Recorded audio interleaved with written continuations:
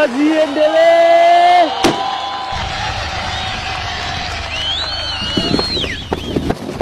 Tuko pamoja. Jeshi zuri ni lile jeshi lenye askari wajuzi na silaha za kisasa. Ni lazima umnyamazishe adui asiweze kunyanyua nini? Kunyanyua kichwa. Sasa ukiweza kupiga risasi 80% kwenye target, wewe unaelekea kulitengeneza jeshi zuri.